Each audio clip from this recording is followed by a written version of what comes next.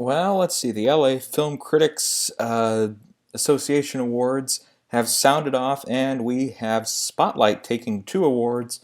Those two awards are for Best Picture and for Best Screenplay. Also big here today at LA was Mad Max Fury Road, which won three awards: Best Director for George Miller. It won Best Cinematography for John Seal and Production Design. We also saw Mad Max get several runner-up votes, including the runner-up for Best Picture, runner-up for Best Editing, and looks like Spotlight did not get any runner-up awards. So it was just those two for Spotlight, and three awards for Mad Max Fury Road, and two runner-ups.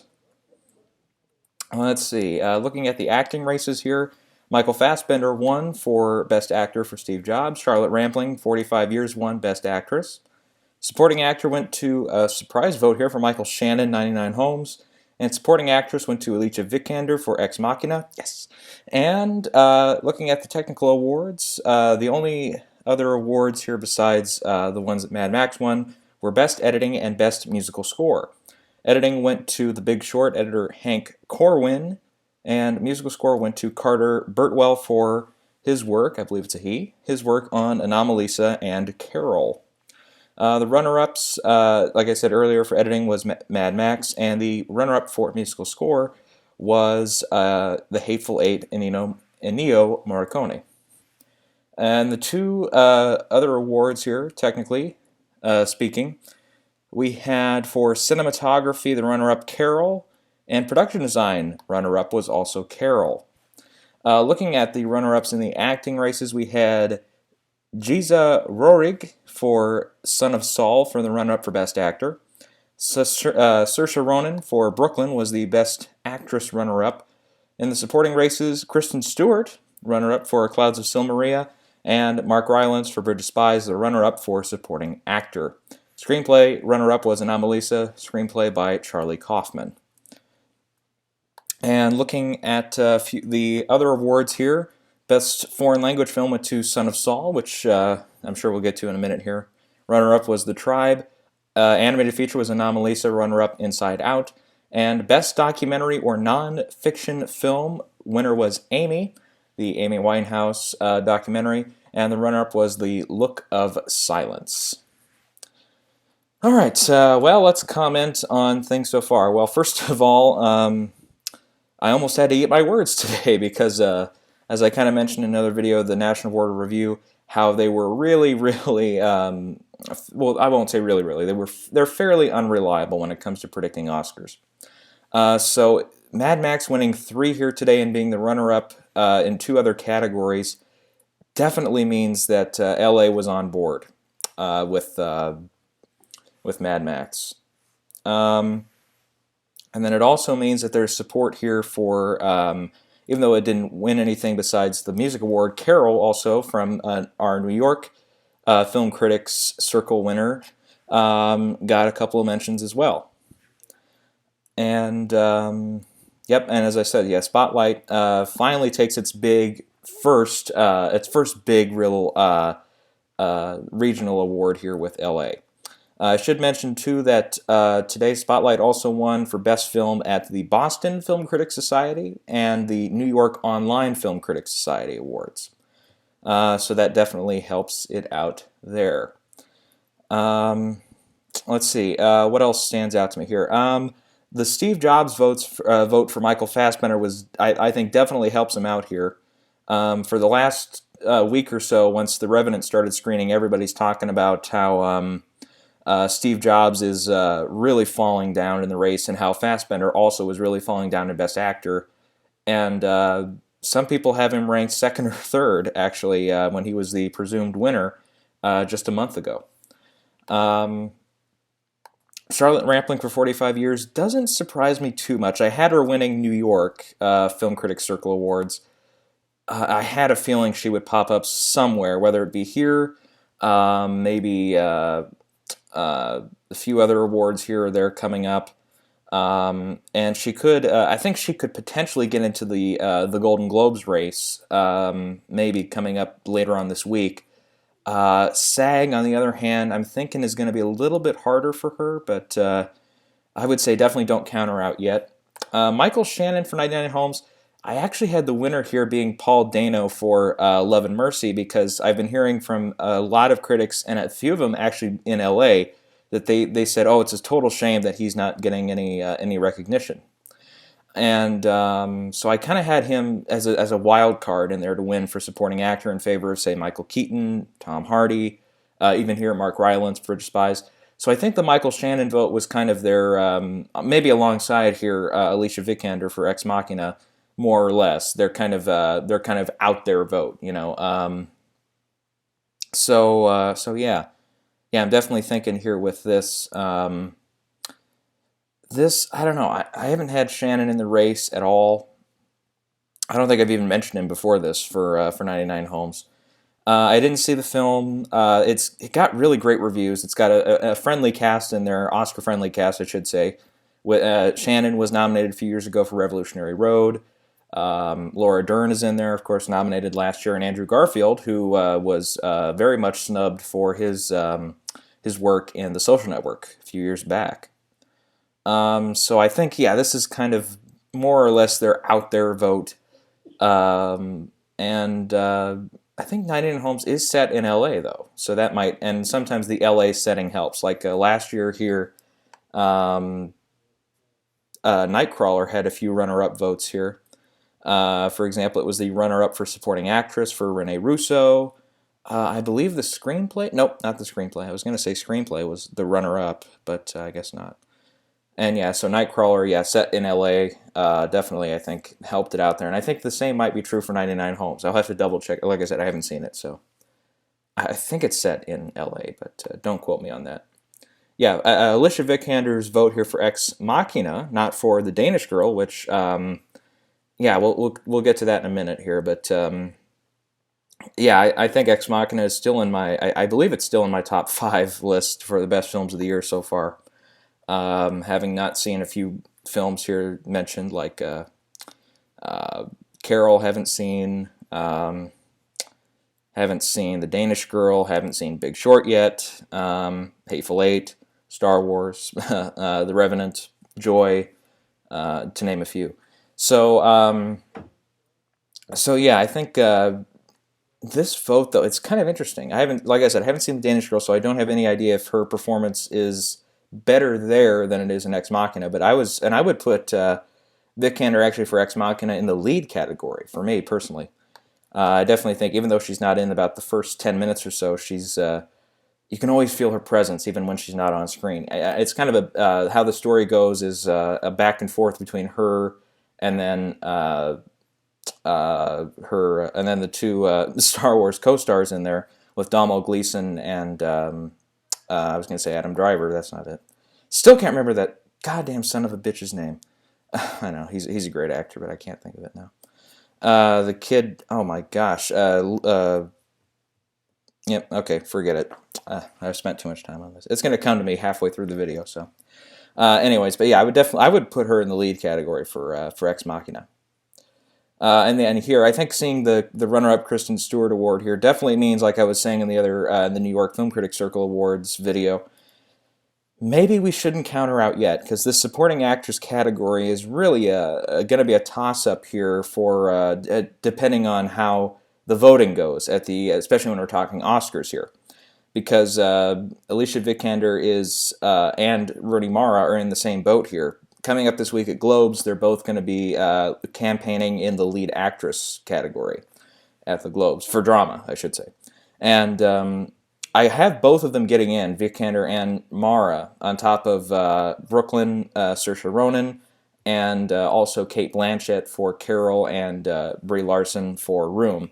I have those 5 getting in at the Golden Globes here for drama actress. But and then at SAG, coming up on Wednesday, which comes, actually, yeah, like I said, comes first, Vikander and Mara will both be in supporting, and they're both, at the moment, and if they change now, it's definitely going to be, I think, a real heart stopper to their race, maybe. is they're running in supporting for the Oscars, and yeah, I think, and some people are upset about that, I guess, and I don't know. For me, one thing I kind of have a problem with sometimes with these critics awards is when they'll put somebody like I'm trying to think of an example here. Like last year, yeah, definitely here, they put Patricia Arquette in Boyhood to win, and she won Best Actress here last year. And to me, that kind of, at first, I'm kind of like, well, I'm glad she won, and she did go on to win, but for supporting actress at the Oscars. And I believe as supporting actress, she won everywhere else too. So good for her there. The problem with Critics Awards is if they try to put, say, like, let's say they had gone with Paul Dano in supporting actor. There is a question, too, for him on whether or not he's lead or supporting. They're campaigning him in supporting, but many people are saying, no, he's a lead. I haven't seen the film, so I can't comment on that personally. But the thing is, if you want to help him out, if you think, and I definitely think he's really starting to get overwhelmed by his competition, to mention like Michael Keaton, Mark Ruffalo, Mark Rylance, on top of many others. If you definitely want to give him a leg up in the race, you definitely have to put him in his respective Oscar race. Making a statement for him to say win Best Actor, I think, could be very confusing for any Academy voters that listen to you, because they're going to put him down for a lead actor, whereas everybody else who is listening to the campaigns when they say supporting are going to put him in supporting.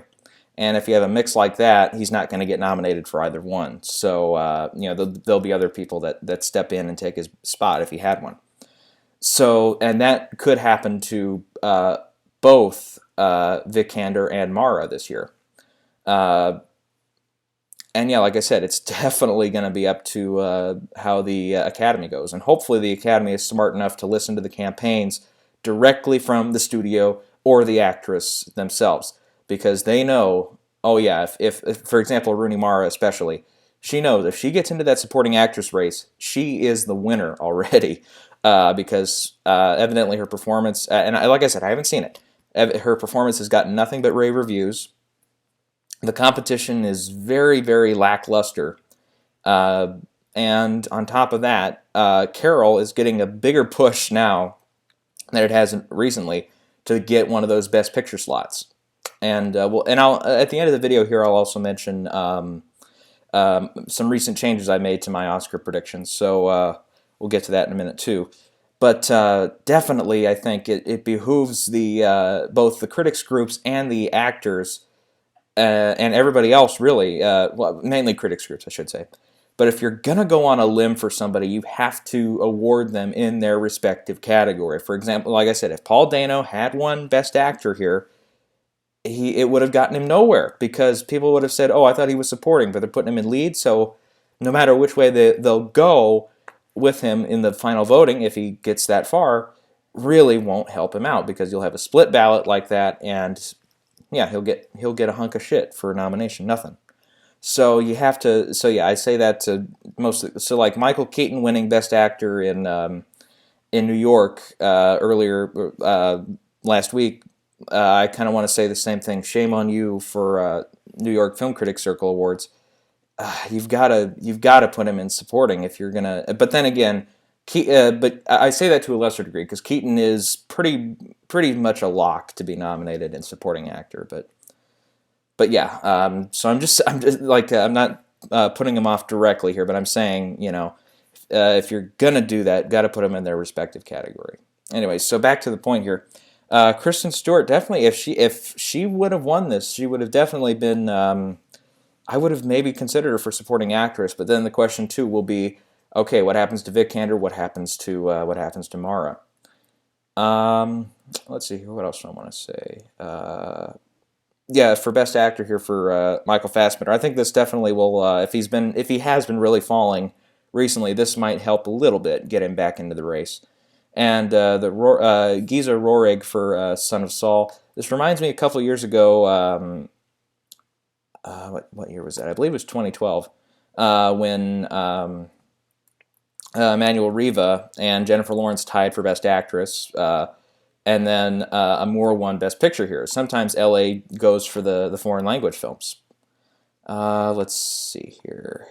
if we wanted to, let's stick with actors here recently.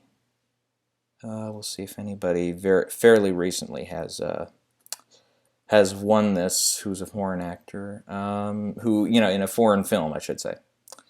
Um, yeah, it looks like they haven't gone with anybody too recently. And then, like I said, Best Actress, yep, definitely was Emmanuel Riva, tying at least. That's got to count for something. Uh, oh yeah, and then I should say 2013 they tied as well with Adele Exarchopoulos, the other girl who wasn't Leah Seydoux from Blue Is the Warmest Color. And let's see, also looking here, Yoon Jeong-hee won for Poetry here for Best Actress in 2011. Kim Hae-ja for Mother won in 2010. Yolande Moreau won for Seraphine in 2009. Yeah, so they like LA does like to award their foreign film actresses and actors from time to time. And then I think in film, yeah, once again, they'll sometimes do that too. Let me look here recently. Like I said, Amour is probably the biggest one recently. Then I think you have to go back to Crouching Tiger, Hidden Dragon from 2000. And yeah, it just so happens to turn out that those two were in the Oscar races that year. So I think Son of Saul, I think early on, some people were putting it in the Best Pictures, one of their Best Picture slots. I think that noise has gone off and faded, and now we're looking at, since the Best Picture field is kind of starting to get a little crowded. And so yeah, Son of Saul, I think definitely is a safe position to win, to maybe not to go. We can call it an early win here already, but definitely be nominated for foreign language film. Let's see. Yeah, for screenplay, yeah, Spotlight definitely helps it out. I have Joy still winning screenplay though, mainly because of the overdue factor for David O. Russell. But yeah, definitely, I think Spotlight is my in second place for sure for that. Then Anomalisa for screenplay. I think adapted screenplay could be a bit of a. It's like I said already. It's already a more complicated and crowded race than original screenplay, and that's usually flip flopped. Like last year, we were kind of at a loss to what else. Like we had like maybe four locks or something last year for screenplay. Turns out one or two of them didn't get in, but it was kind of like a. Okay, fine, your film was good enough, get in there kind of race. Yeah, so I think definitely this year adapted screenplay is going to be the more competitive category, I think, for at least for nominations. I think we can already say Steve Jobs has won it, but definitely I think Anomalisa has good potential to get into that slot. It'll definitely help, definitely if it gets into another race too, other than probably animated feature. If it can get into Best Picture, maybe, then that would definitely help it out. But I don't see that happening right now. Yeah, The Big Short for editing is a bit of a question mark there. Yeah, we'll definitely have to see. I don't have it getting nominated for anything right now, mainly because I think Paramount has kind of had like a blitz kind of strategy here. With first of all,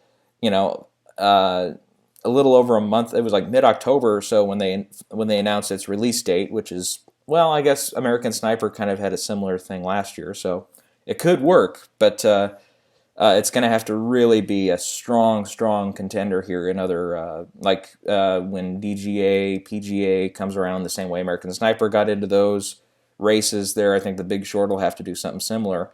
Or, for example, if it does really well upcoming here at the Golden Globes.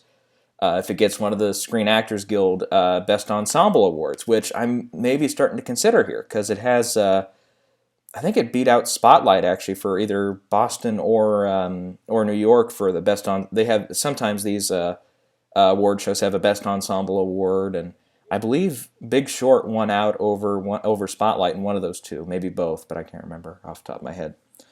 So I think definitely, yeah, if it gets into, say, both SAG and a big push there at Golden Globes, for example, I have it in two races at the Globes for lead actor comedy for Steve Carell and for picture comedy, which is, Big Short. I'm trying to think, if it gets like one of its supporting actors in there, or if Steve Carell ends up supporting and gets in there, or if it gets like a screenplay nomination, that would be huge. definitely, I think stuff like that would help it out, but I don't have it in the cards for it there yet. Trying to think here. Otherwise, yeah, the other thing is these races for animated feature and for documentary. I think I have The Look of Silence winning documentary right now, but I have Amy, I believe, a strong second. And I think Amy overall has made the most money of the nominees that we've seen released so far this year for documentaries. So box office helps, definitely. I mean, look at March of the Penguins or An Inconvenient Truth. Both big films, documentary speaking wise, definitely at the box office. And yeah, I think the vote here for Anomalisa, I believe Anomalisa is set in LA. Like I said, don't quote me on that. I haven't seen the film. But I think that might have helped it win against Inside Out. But Inside Out winning over Anomalisa at, say, New York and National Board of Review, where I thought maybe Anomalisa had a stronger shot. So I kind of, when I was predicting these today, I kind of switched and I was like, okay, I've gone with Anomalisa at these two, and they both lost, so I'm just going to say Inside Out's winning. Shit, they mixed it. Yeah. So I missed it just by a hair on that one. Yeah. So yeah, when it comes to LA, you can listen to them and you can go with them, but at the end of the day, they may not, totally be exactly on point. Shoot, I just closed out. I was going to say, here's a LA Film Critics Awards. I was going to say, here, look at their list of recent Best Picture winners. Last year they went with Boyhood. Didn't quite pan out. Let's see here. What else?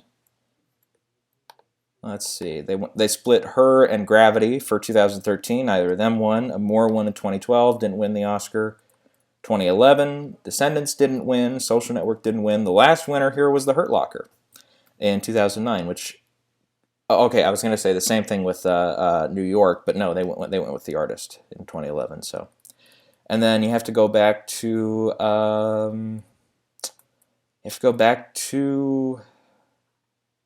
Schindler's List actually with L.A. before you get another winner. Boy, yeah, they're wrong in the Best Picture race sometimes. Let's see, but they're never way too far off though too, because like I mentioned, Her, Gravity were both Best Picture nominees. Amour was, Descendants was, Social Network was. Wall-E, I think, was the last time, besides looking down the list here, American Splendor, that they went with somebody, or I shouldn't say somebody, they went with a film that didn't end up in the Best Picture race. But like the other ones, like There Will Be Blood was there, Letters from Iwo Jima, Brokeback Mountain, Sideways, Crouching Tiger, Hidden Dragon, The Insider, Saving Private Ryan, L.A. Confidential, Secrets and Lies, Pulp Fiction. Looking at other ones here, Goodfellas. They did go with Unforgiven. That was a winner. So L.A., especially when it comes to Best Picture, careful with them. But then again, Spotlight might, especially with the backing of Boston, which I thought was pretty natural, set in Boston, and New York online helps it. But so let's I think that's about all I've got to say about that. Let's see here. Let me just quickly mention here just a couple of changes I've made here in my Oscar race. A few of them are big ones, actually, as in first of the season changes. Let's see here. Let me pull it up here. Let's see. This was just a couple days ago, actually. Let's see. The first thing is I kind of moved. I had Anomalisa in third. I've moved that up to second since then. In film editing, I've kicked out Joy. Now I have Spotlight taking the award, and I put The Martian in there for film editing. In adapted screenplay, I've added The Revenant, kicked out The Martian, though it pains my heart to say so. Supporting actress, I've dumped Diane Ladd. I've put in Jane Fonda instead. I haven't, like I said, I haven't seen the film. That's another one I need to see is Youth, on top of a few others here. I have her in because I did see a clip, the Hollywood Roundtables. I like to watch them a lot, especially actors and directors. And they had a clip there from Youth with Jane Fonda. And like I said, from the trailer, all I got from the trailer was a sense of, okay, she's in the movie for 5 minutes. And she's just sitting in a chair looking fabulous, the whole time. And she's going to get nominated for that. I said, I don't think so. And I did see the clip, and she does have some solid dialogue, and she does look, like I said, she does look fabulous in it, and just uh, fabulous as in she's just sitting there looking, all that. But on top of that, she does look like she does get some great stuff to do in the film too. And it's Jane Fonda. It's going to be her first nomination in almost 3 decades. If she pulls it, and definitely if both Mara and Vikander end up in lead or the confusion there and they don't get nominated, then definitely Jane Fonda's in for sure. All right, let's see here. For supporting actor, I've kicked out De Niro and Idris Elba, again, though it pains me to do so. Let's see, I still have Michael Keaton in front. I've moved Mark Rylance up to second. Mark Ruffalo in third. I've put in Sylvester Stallone for Creed. I've done it. And Tom Hardy I have in there back again for The Revenant in my fifth position. Best actor, I have dumped Fassbender for the... I have him in second. I shouldn't say dumped him. I have him in second. But I have Leo finally winning that Oscar for The Revenant. All right, and then here with Best Director, another change. I have David O. Russell down in fourth place now for Joy. Still haven't getting in, but it's I've got Ridley Scott in there. I've put in Ridley Scott for winning director. I had him in third. Now I've got him winning. Definitely, I think I don't have him winning at the Globes. I don't have him winning at like BAFTA or anywhere, but I have him winning. I think definitely when DGA comes around, he's going to be a huge threat there. Because as several people have pointed out, he is not just big in film, he is huge in television as well. And the DGA is made up not by a majority of film critics, or of film directors, sorry. It's made up in the majority of television directors. And boy, you put that combo in there, respected director, hasn't won before. Last nomination was over a decade ago. In one of the, definitely in the Best Picture race, going to be one of the biggest moneymakers of the year. That's too many combos. Plus, on top of that, his biggest competition to me, in my eyes at least, is Alejandro Inarritu for The Revenant, who just won here last year. So definitely Ridley Scott I've gotten first. Tom McCarthy I've gotten third place. I've put in, here's a big one, Todd Haynes for Carol. I have him in. Finally, I have him in.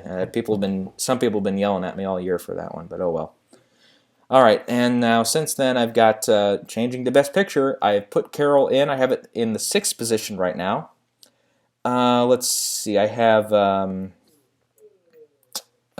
hang on. I was going to say something's wrong there.